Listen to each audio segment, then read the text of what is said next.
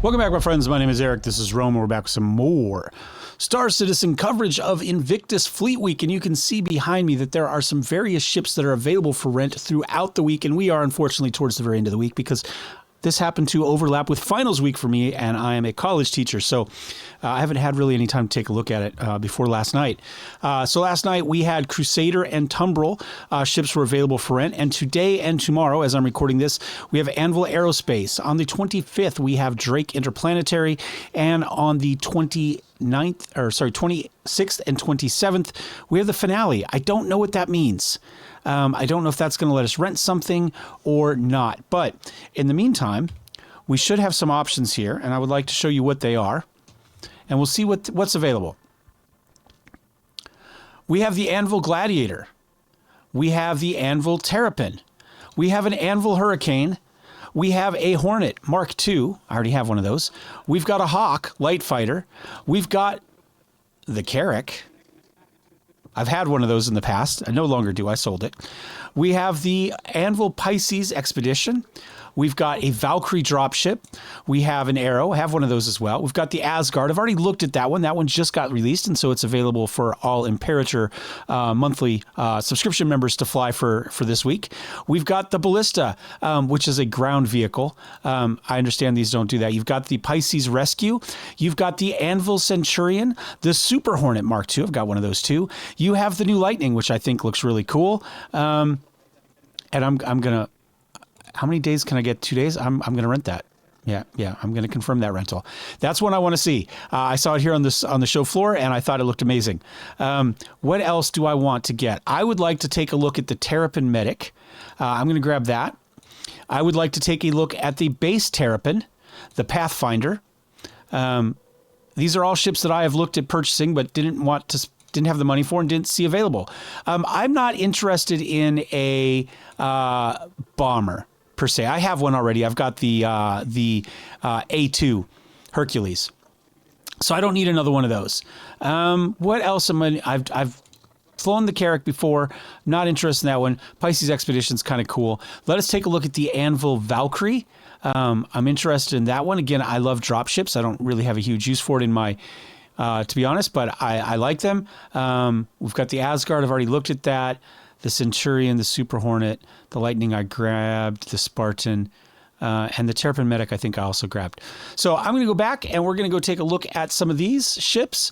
I'll pull them out and maybe we'll do a quick rundown on the couple I grabbed. And that will be the setup. So thanks for watching. We'll be right back with another ship. All right, I'm going to start with the Terrapins. We have the Anvil Terrapin and the Medical Terrapin. I have pulled up the Terrapin here first, so we're going to go take a look at it. This is a ship I have looked at numerous times and considered buying, and I'm really, really curious and interested to kind of see the inside, kind of get hands-on with it quickly, and compare it to the Medical Terrapin, which I looks to me to be kind of the more interesting one. So obviously, I've already looked at the Anvil Asgard? Is that what it was? The more dropshippy one, which did not have a medical bed, but the TAC did. The MISC, the new Star Lancer TAC, I think, if I'm getting that name right, did have a medical bed. Obviously, the Cutlass, the Drake Cutlass Red also is a medical bed. So the question is, as we're looking at kind of these types of these ships, these drop ships, or all ships that have that style, that potential, right? What do they look like? Is that interesting for me, or whoops, I get run over by a ramp? No. Will let me back out? Will let me go forward? How do you go prone? I don't remember. I don't remember how to go prone. Don't judge me.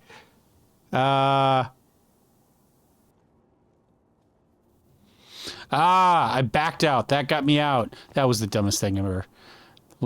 All right, let's jump in here. All right, first problem. Stand to the side. It's this one that opens, not that one. All right, let's take a look. Let's take a look at the ship. So we've got one bed. So we do have a bed. We don't have a bathroom, though. We do have a gun locker. We have ammo locker. We do have a fire extinguisher. This is very, very... Oh, do we have a bathroom there? There's the bathroom. So very similar to the Cutlass, I would say, is what it has. You know, a bunk, a little bit of locker space. I don't think the Cutlass has a bathroom in the area there. Now, no storage. Right? I'm not seeing let's put that back. Come on. I didn't mean to steal that. So no storage. Right? This is simply just the one ship. None of that else. Is ramp access on the backside too? No, it's just this ramp access, right? Okay. So very simple. A turret. So this is essentially a less flexible Drake Cutlass so far, right? So I think that would be your competition, right? Except power on, remote turret, right? We've got a turret at the top. So no cargo space, no vehicles. Simply a two-man ship with one bed. I think the Drake has two beds, has two bunks, but doesn't have a bathroom. So I guess the second crew member can sleep in the bathroom. So we're going to go Alt-R. We're going to lift up. We're going to put the landing gear up. We're going to hit K because I'm guessing these rotate. They do, they do, they do. All right, that's all we've got there. So let's get out of the seat, hop in the turret, and see if the turret pops up. Because I didn't see a turret up there a second, but that may be because it's down, because the seat's down.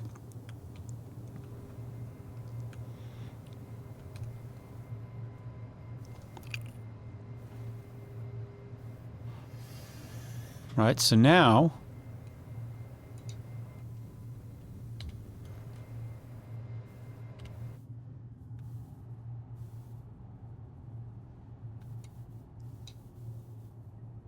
I don't know what we're doing here.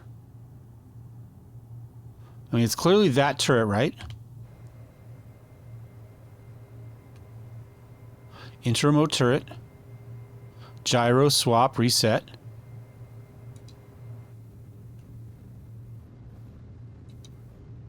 Is it just a scanning turret?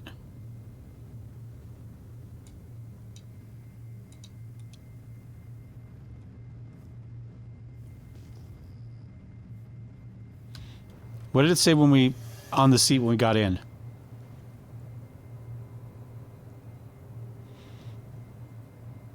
Support station. I don't know what that means. I mean, it looked like it was just scanning. Let me go ahead real quick. Well, here, let's get out. Let's land the thing before I wreck it. I can't afford to fix it. You know what I'm saying? Let's put the landing gears down this time. Landing gears. There we go. All the panels open.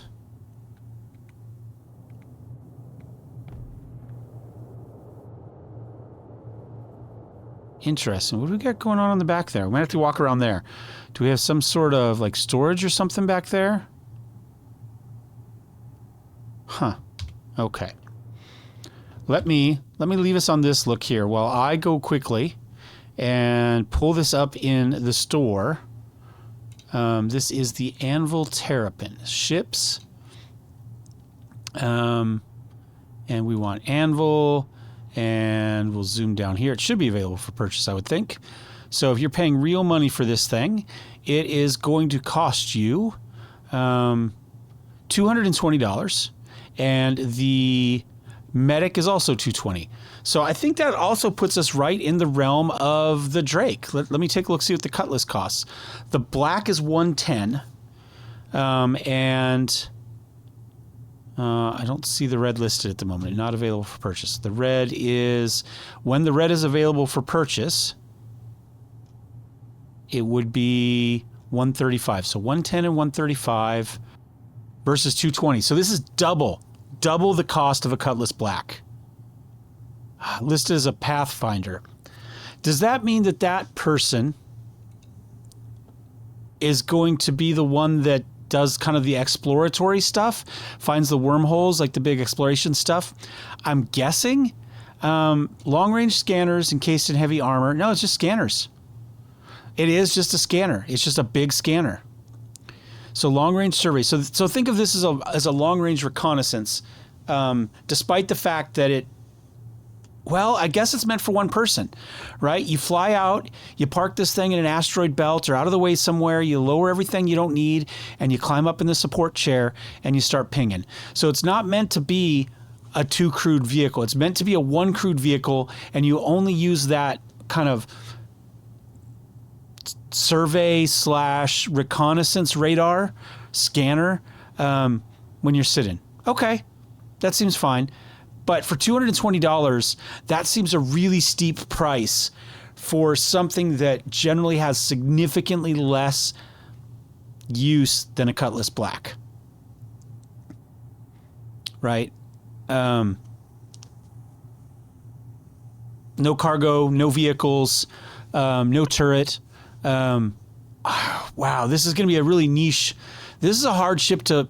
It's not that I dislike it. I don't know how I would